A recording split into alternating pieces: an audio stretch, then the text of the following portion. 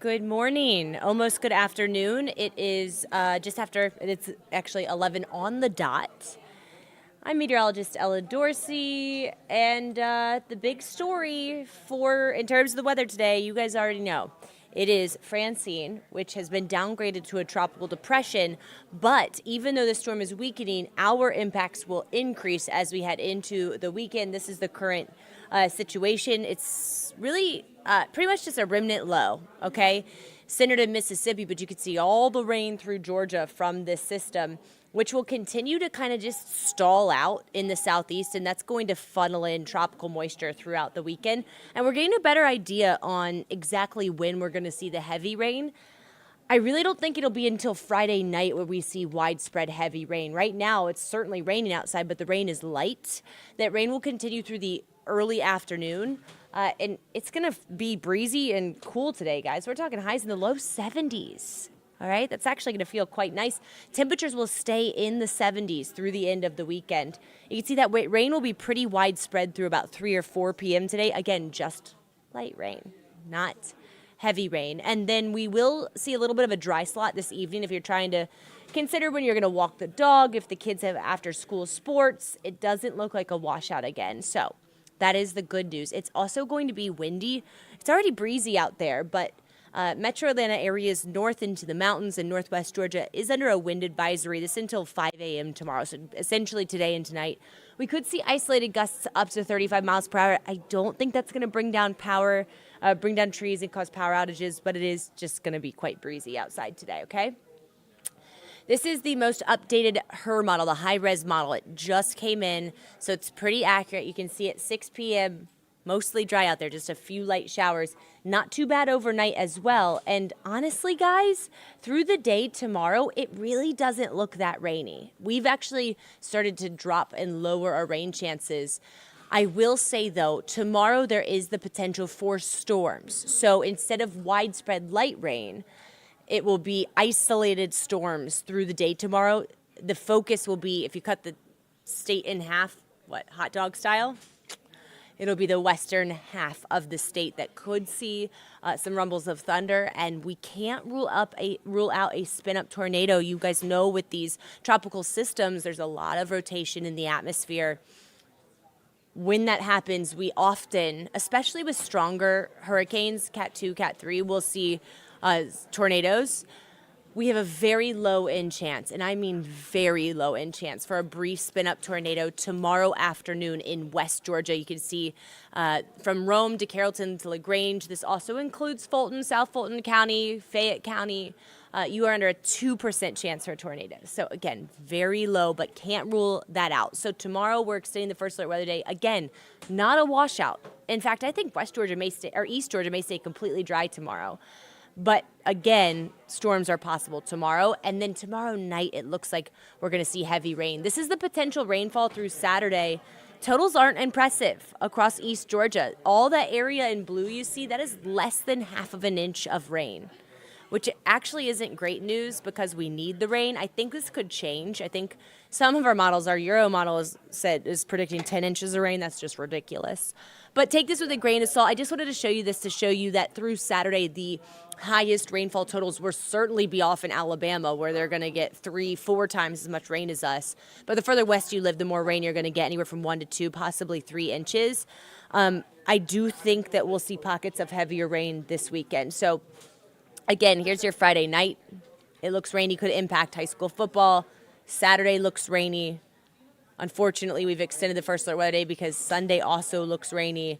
And even into Monday, it looks like showers could continue. So it's not going to be a washout all weekend, and it won't be raining all weekend. But there's about a 60 or 70% chance that at times throughout the weekend, you will see rain. So I would encourage indoor plans just because it's going to be nasty outside. Breezy, thundery, just kind of gross, low-hanging clouds. So watch some movies, queue up some football, make a nice hearty thing of soup. I don't know, whatever you do when it rains. That's what you're going to want to do this weekend. So we're going to have this like remnant low left over from Francine that's going to move out into the Atlantic early next week. And when it moves over that warm Gulf Stream, right along the Carolina coastline, it could re-strengthen back into a tropical system. So we're seeing the potential. Right now, the National Hurricane Center has highlighted this yellow area you see for next week, a 30% chance that we could see another tropical system redevelop in that area. If that happens, we could get more rain towards the middle of next week. So that's something we're going to be watching closely. And I do want to note, it's September 12th. It is the peak of hurricane season. So this is not out of the question, but certainly could impact our week towards the middle of next week, all right? So here's your 7-day forecast, guys. Again, I want to take you day by day. Today, light rain, which should taper off around 4 or 5 p.m. Tomorrow, rain chance is lower. Right now, we have a 60. I would say it's even lower than that, like a 40% chance of storms. But the potential for a few strong storms and a few spin-up tornadoes is not out of the question tomorrow, okay? Pockets of heavy rain Friday night, scattered rain and thunder on Saturday, scattered rain on Sunday. We could start to see things dry out Sunday evening, but I'm seeing the potential, honestly, that showers linger even into the beginning of next week. All in all, anywhere from 1 inch to 3 inches of much needed rain. It is very dry. We are under, some areas are under a drought, so this will really help out. I talk about this a lot, the fall color. When we get this much rain in September, it really helps our leaves to be super bright when they start to change next month. So this is really not a bad thing, guys. All right. You guys know that these tropical systems, everything can change, right? It's just really hard to predict them. So if you do have weekend plans, I know Georgia Tech is playing on Saturday. I know UGA is playing up in Lexington. That game could be impacted by rain. I'll give those forecasts tomorrow at 6 a.m. on Atlanta News First. So 6, 7 a.m., 8 a.m., Peachtree TV. If you haven't watched, you should tune in. We have fun on those shows. And then 9 a.m. And Jen will be on in a few minutes at noon. Again, check back in for updates, but just know it is going to be a wet weekend, and you'll just probably want to make indoor plans, right? Okay, for now, I'm going to give it over to Joy so she can go through your news headlines. It's been a very busy news week, Joy, so there's a lot to go over, a lot to cover, and you got us. Yeah, I'm actually going to switch over to your position, Ella, so that I can. Great, come on in, girly. So I'm going to, and I'm a lot shorter than Ella. Ella's very tall. And she's lucky to be tall. I'm not quite as tall. So I'm going to switch the cameras around. And that way we can get to some of the news headlines that we are covering today. And, you know, obviously the big story that we have been following involves the Apalachee High School shooting. And, you know, we're continuing to learn new information about exactly what happened as the investigation has continued. Well, now police are saying that the alleged Apalachee High School shooter stuck an assault-style rifle in his backpack, that is how he got it into Apalachee High School. The Georgia Bureau of Investigation says that Colt Gray walked into the school with that backpack, with that assault-style rifle inside of his backpack. Before the shooting, Gray allegedly asked if he could leave class to go to the front office. The teacher allowed him to leave with his belongings. The GBI saying that Gray went to the restroom and later came out and started shooting. So obviously such a tragic situation there that, you know, we continue to follow all the new developments out of that story. If you dropped your child off to school in Atlanta, you may have noticed a little bit of a different standard for safety as well following what happened at Apalachee High School.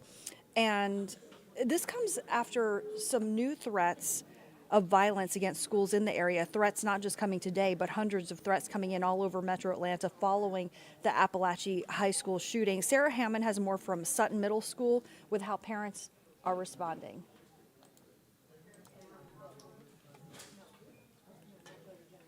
Going to see increased security today. That's all because of new threats on social media, as well as the unprecedented number of threats that have come in after the Apalachee High School shooting. In the 48 hours following the shooting, law enforcement booked just over 20 teenagers in connection to school threats. And now Atlanta Public Schools Police, Atlanta Police, and the Fulton County Sheriff's Office will increase patrols of all schools today, the district said in an email to parents. And the district also said Atlanta Public Schools Police are working closely with the FBI, the GBI, and the Atlanta Police Department to monitor and investigate threatening social media posts. In an email to parents, Sutton Middle School's principal said they will have the increased patrols here. They'll be monitoring their security cameras and circulating staff to monitor doors, hallways, and empty classrooms. And district leaders are urging parents to keep an eye on their children's social media accounts and know what's going on there and report any threats that they see or hear to their local law enforcement. In Atlanta, Sarah Hammond for Atlanta News First.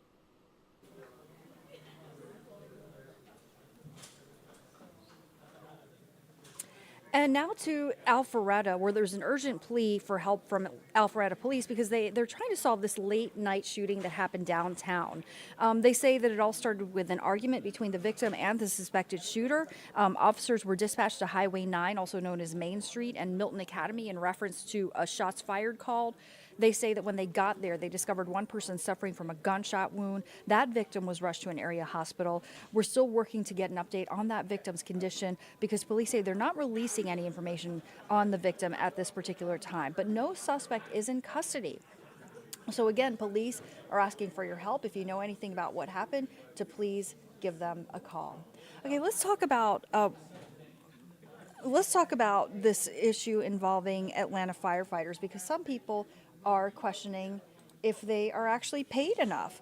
Well, that's really the central question in a budget battle between Atlanta firefighters and Mayor Andre Dickens. As Atlanta News First reporter Patrick Quinn reports, in a surprise move, the mayor showed up at a finance committee meeting defending his commitment to the department. And this was a first for me. Today, Mayor Andre Dickens crashed a city council committee meeting. We've seen him in council chambers, but today he said it was important for him to correct the record to show the city's financial commitment to the fire department. This is not magic money. This is real stuff. And when somebody stands here and acts like or talks like we're not, I take offense to that. Atlanta Mayor Andre Dickens, in a surprise move, showed up to a finance committee meeting and defended his 2025 budget proposal for at least a 2% salary bump for every member of the Atlanta Fire Department.